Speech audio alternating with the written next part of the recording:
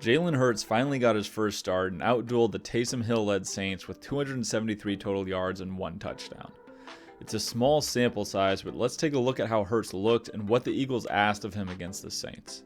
Doug Pederson moved Hurts outside the pocket a ton, which helped him simplify his reads by cutting the field in half and allowed him to get on the edge of the defense. The Eagles ran rollouts 7 different times and all used the same sail concept where they flood one side of the field with 3 receivers at 3 different depths. You have one deep route, a route at about 10 to 12 yards coming across the field, and someone in the flats. It's a pretty basic concept that almost every team runs in the NFL. If the flat defender stays low, you can throw to the intermediate route, and if they drop under the deeper route, you can check it down to the flats. If the flat route beats their man to the outside, like right here, it's an easy throw that allows for a run after the catch opportunity. What's impressive on this throw is Hurts' ability to square his shoulders to the throw as he's rolling to his left. Hurts shows good hip and shoulder mobility to get his body around and deliver the throw on the run. The Eagles really made a strong effort to make things simple for Hurts. They only ran 3 to 4 different pass concepts in combination with a number of screens and a couple of RPOs, with the most popular one being that sail concept on the rollout. While they aren't super flashy plays, they're the plays the Eagles needed to be able to keep their offense on schedule, which was something that just wasn't happening with Wentz at quarterback. Hurts made simple throws and played within the framework of the offense. Since a lot of teams aren't very threatened by the Eagles receivers, they often see a lot of man coverage.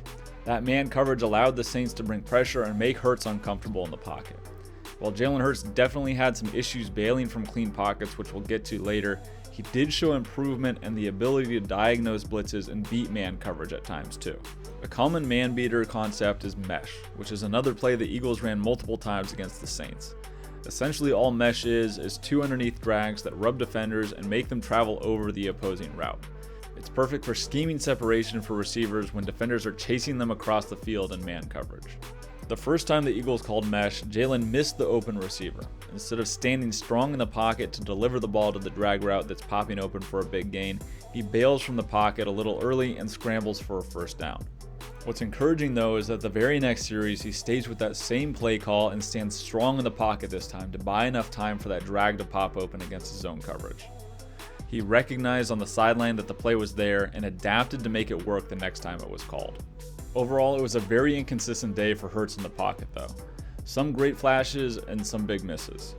For the first touchdown of the day though, Hurts does an amazing job of throwing with anticipation, standing strong, and beating an all-out zero blitz. Because the Eagles come out in an empty formation, it makes it easier to diagnose what the Saints are doing here.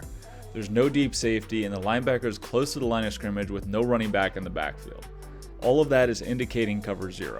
Hurts knows he has man coverage across the board and that he's going to have to get the ball out quickly because the defense is bringing one more rusher than the Eagles have to block. He's able to quickly read the leverage of Marshawn Lattimore and throws a great back shoulder ball just as he's getting hit. It showed great processing, accuracy, and understanding of the situation. While Jalen Hurts was able to beat that pressure a number of times, he also got skittish in the pocket and consistently refused to climb up to avoid pressure. He almost always bailed out onto the edge where he feels more comfortable. If he throws on time or is able to climb up into the pocket, he has multiple receivers breaking open here on that same sail concept we saw earlier. For a guy that's so mobile and athletic, he just doesn't manipulate the pocket very well and didn't throw with anticipation outside of that touchdown throw to Alshon Jeffrey. Hurts here is staring down the out route the whole way and has it open. It's a solid read and the play is there to be made, but he doesn't feel the pressure in the pocket and move up to avoid it. He takes a big hit and the ball goes straight into the ground for an incompletion. This lack of composure in the pocket caused the Eagles to miss out on some huge plays. He was a little slow going through his reads, so when he did feel pressure, he'd often drop his eyes to find an escape route or look for a check down. That's not the worst thing in the world, especially given the context of Wentz trying to extend plays and setting the offense back because of it, but if Hurts was a little more subtle with his movements and composed in the pocket here, he could have had a potential touchdown to either of the receivers at the top and the bottom of the screen. While Hurts was up and down as a passer, he did some huge things for the run game, and not just because he had over 100 yards himself. The threat of Jalen Hurts opened up some significant lanes for Miles Sanders as well. It's nothing new or crazy schematically, but it is impactful and it kept the Eagles on schedule almost the entire day. Solid gains with some explosive plays mixed in there, and all of a sudden that offense looked a lot more competent and productive against the Saints. Philadelphia ran the zone read on almost all their run plays out of shotgun.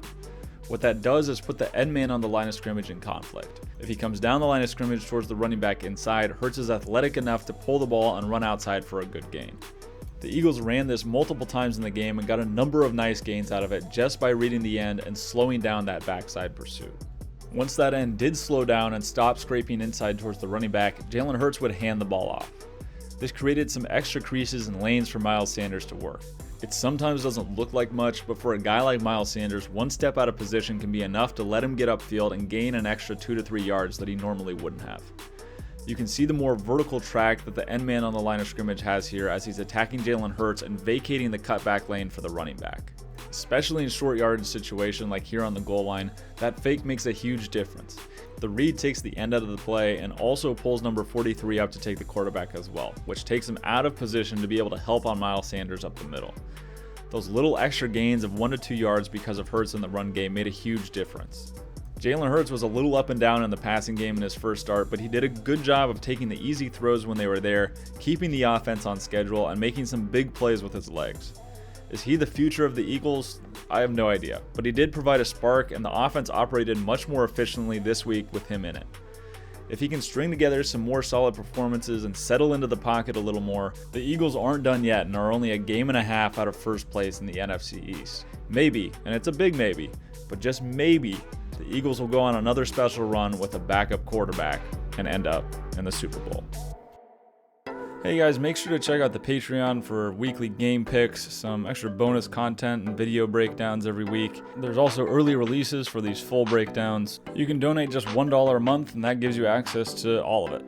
I appreciate you guys tuning in, and until next time, I'm Casey Sully and I'll see you on the next film breakdown.